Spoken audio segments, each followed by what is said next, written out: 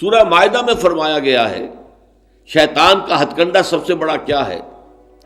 انما یرید الشیطان ان یوقع بینکم العداوۃ والبغضاء، شیطان کا سب سے بڑا حربہ یہ ہے کہ وہ تمہارے مابین دشمنی اور بغض پیدا کر دے.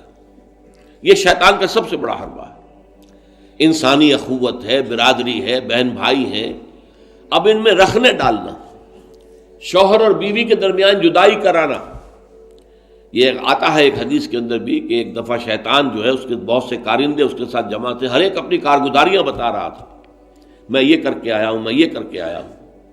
تو ایک نے کہا میں شوہر اور بیوی کے درمیان ناچاقی پیدا کر کے آ گیا ہوں.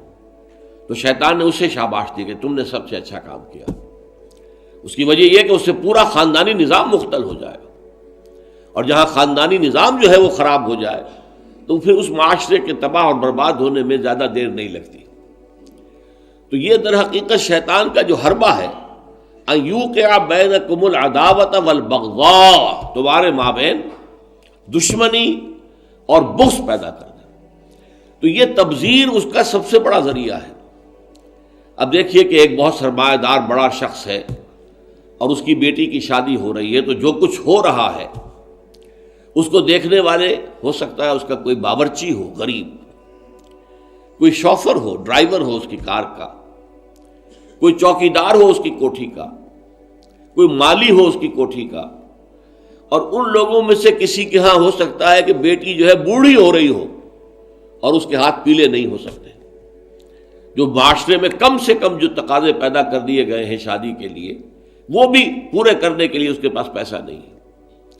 اب یہ سارا جو وہ دیکھے گا ریل پیل دولت کی، اور جو یہاں پر دولت لٹائی جا رہی ہے، تو اس کا نتیجہ کیا ہوگا؟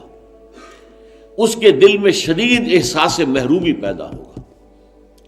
ہیوز اور ہیو ناٹس کا ایک شعور اور احساس اور ادراک پیدا ہو جائے گا. یہ مترفین ہیں، ہم محرومین ہیں.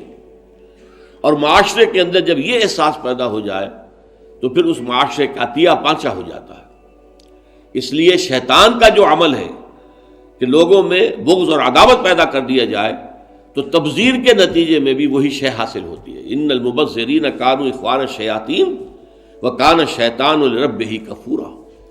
ہمیں تو یہاں تک حضور نے حکم دیا ہے کہ تم اگر اپنے بچوں کے لیے پھل لے کر آؤ تو یا تو پڑوس کے بھی بچوں کے لیے وہ پھل بھیجو ان کے گھر کے اندر، اور یہاں اگر تمہارے پاس اتنی ہی صرف مقدرت تھی کہ اپنے بچوں کے لیے کچھ لے آئے ہو، اس سے زیادہ کا امکان ہی نہیں تھا، تو یہ ضرور اہتمام کرو کہ ان کے چھلکے یا ان کی گٹھلیاں، آم آئے ہیں گھر میں تو آم کے چھلکے اور گٹھلیاں تو اپنے دروازے کے باہر نہ ڈالنا.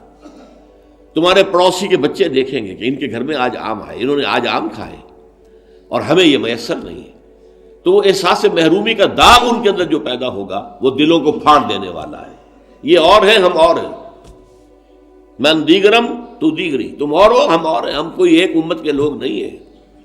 چاہے کتنے ہی واعظ آپ پلا دیں مسجد کے اندر کھڑے ہو کر انما المؤمنون اخوۃ، لیکن جب یہ شکل ان کے مشاہدے میں آتی ہے تو وہ کبھی ماننے کو تیار نہیں ہوتے کہ یہ گھر والا جو ہے یہ بھی میرا بھائی ہے.